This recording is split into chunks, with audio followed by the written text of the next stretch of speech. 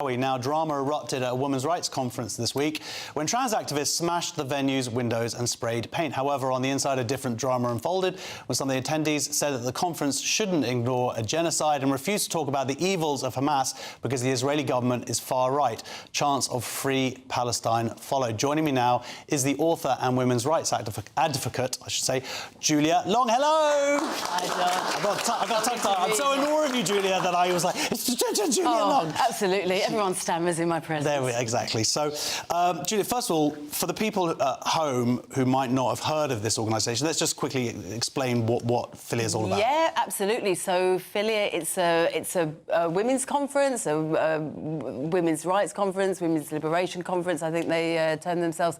It's been going a long time. They've just celebrated, I think, a 10-year anniversary. But I remember the very early days when it was an offshoot from another group. It was Feminism in London. So that was about 2008. So it's been going a long time, and it's kind of evolved in different ways. And it's like Europe's biggest conference, I think. Yeah, well, I can't imagine there's a bigger one. I think that's how they build themselves. And yes, I think there were around about 2,500 women there. So you know, big thing. I've literally just got off the train. I've still got my.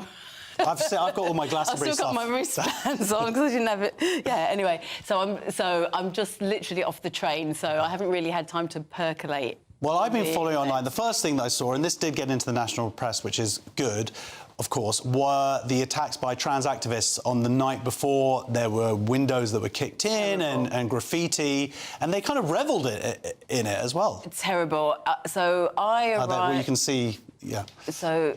Are you showing it? Yeah, I don't know how well that really I don't know how well that really conveys it. Yeah. I arrived on the morning, like, for the opening plenary, and it was, I have to say, it was absolutely shocking. They must have smashed about half a dozen, you know, the really, like these, the big windows, smashed. The next day, when they were boarded up, it was even more shocking because you could really see it all boarded up, and it was covered in, they just must have thrown pots of pink paint all over it. It was absolutely disgusting. It was so... it was just such an act of violence against a women's conference. It was... And there was a group of... I can't even call them trans activists because if you say trans rights, it suggests that there's some legitimate rights that they are campaigning for, but they're just hideous. I could hear these male voices chanting and shouting, and it was just the ultimate irony because you've got this women's conference where there was lots of discussion about all the horrors of prostitution, FGM, femicide, you know, all these terrible things. And then you've got these violent men who've literally vandalised the building and are shouting at us. Having said that, I think I heard the funniest chant that I've ever heard in my life. Would you like a quick Yeah, sure, as long as there's no... I just enjoy the specificity. HRT, HRT, over the counter and for free. OK, yeah. It's a very, as chants go, it's very specific, isn't it? OK. So I believe there's a sequel. What do we want? Hemorrhoid cream. When do we want it? Now. I believe that's the sequel because they're very specific about their pharmaceutical products and their ointments. So HRT. I mean, look, you know what? It's interesting in this debate because when trans rights are human rights, then you say, well, OK, sure. What do you want? You know what? If it's HRT and you want free HRT, I mean, I'm just saying, like, OK, that's a right, and if you think if it's deserved on the NHS or whatever it is, at least that's something tangible. I think the NHS has other much more pressing priorities. And also, the rights that they want is for men to pretend to be women and to come into Well, that's what I'm saying, is that's... So that is their right that they're not entitled to. Absolutely, but I'm just saying, if it's HRT, I'm like, yeah, I don't agree. You're not happy? Well, look, as long as my wife still gets her HRT, I'm totally fine. I'm not a fan of HRT anyway, Josh, all right. Okay, let's not argue, let's not ruin our beautiful friendship on HRT. Absolutely not. All right, well, look, let's chat after. yeah. So that happened, and I remember seeing that and being horrified, and then I saw something that you posted about the actual when the event started, and the two are unrelated. Yeah. So let's put that to the side. Let's talk about what happened inside there. So that was the opening plenary session. I got there a little bit late. It was all kind of underway when I went in, and so one of the big plenary speakers. It was in the main auditorium. So you have best part. probably 2,500, 2,000 women at least. And the thing with that, the opening plenary, is it sets the tone for the whole conference because everyone's there. So it's a really key position to have. And the speaker, who's author and activist campaigner, Rahila Gupta, she was promoting a book that she's written about Filia, or I think it's about British feminism, but kind of, she says, through a Filia lens. So she was talking a lot about this book. And I found it... Within, I don't know, maybe 15 seconds, she'd already mentioned the rise of the far right. That was, straight, very, very soon in her talk. And I did think that was a bit of a strange thing to bring up so quickly, given that we'd all had to run the gauntlet of these so-called trans rights activists and so-called anti-fascists, all of this lot, and there was no mention of them. And I thought, right, we've just come through here and the windows have been smashed and they're shouting these horrible things. And yet you're... Well, this is the real fascism that's going on here. You're raising this kind of spectre of the far right, and I'm not going to, I won't get into all of that now, but I did think it was interesting. I thought, well, at least mention this as well, but no. But anyway, so then later on, as I recall, she was saying something about how important it is that, as women, feminists, we come together and we bring, we rise above our differences and, this kind of thing. And then it just started to really kind of jar, because then she said, and I'm not going to stand here and pretend a genocide isn't happening.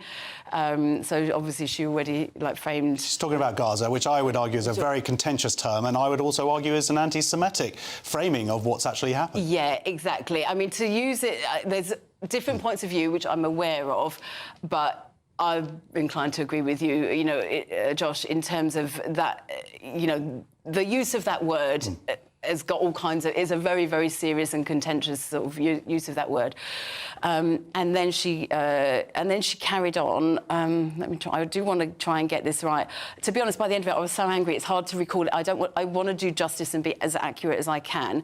But she started to say something about... She said something, I'm sure, about the suffering of women and children in Gaza, which I absolutely... Yeah, totally, of course. It was very striking to me. There was no mention of October the 7th, no mention of the hostages, no mention of the ceasefire, as it seemed to be emerging that was going to happen. And so she said... Sorry, I've gone a bit blank now. No, well, it's just for me, when I read about it was about the sexual violence that occurred on October 7th. Yeah, absolutely. So, and then she said, as someone who has always fought against religious fundamentalism, I will not be lectured on the evils of Hamas when the Israeli government is far right. It was something like that. And I thought, that's really shutting down any discussion or any mention even of the horrors of October the 7th. And to say I will not be lectured is such a put down to anyone who wants to raise it, because no one likes someone who's lecturing. It's a really deliberate choice of words, I think. So she said she will not be lectured on the evils of Hamas, which is basically shut up about that. And then she kind of segued from that into, I don't remember all of it. You could be against the war in Gaza and you could still go, you could condemn rapist terrorists. Exactly. If she had included the horrors of the atrocities that Hamas committed on October the 7th and spoken about the hostages, and particularly given the context, particularly if she'd at least acknowledged the horrific sexual violence that was perpetrated then, I really would have, I can see the absolute horrors on both sides, but the fact that that was omitted, and from that she then went straight into chants of free Palestine. And I believe Jewish women walked out or were very upset about this. I could not believe it, because she obviously wanted to whip everyone up and I thought that was such an irresponsible thing to do at the beginning of this conference, to try to get the room doing that. And to be honest, I was incandescent. was absolutely incandescent. And I'm sure other women walked out, but I was shouting. Well, I saw you standing in front. There's a photo of you standing in front of the conference with holding a banner saying "Rape is not resistance," which is how it's presented. That's a photo of them, yeah. And unfortunately, what you experienced and saw seemed to bleed into the rest of the weekend in terms of, I believe, there's a pamphlet that was given out by one of the organisations which is just full of the most horrible anti-Semitism.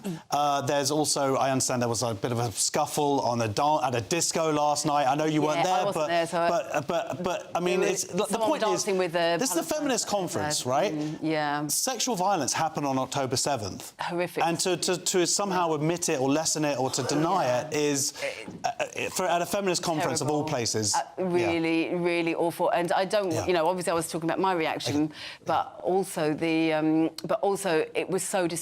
I know a lot of Jewish women left pretty much immediately, and it was really awful. I do want to say, if we've got time, there was a fringe. Oh no, we genuinely don't. We don't. I'm so sorry, Julia. There was a fringe event. Yes, absolutely. Thank you so much, Julia Long, and amazing for you standing up this weekend. Thank you.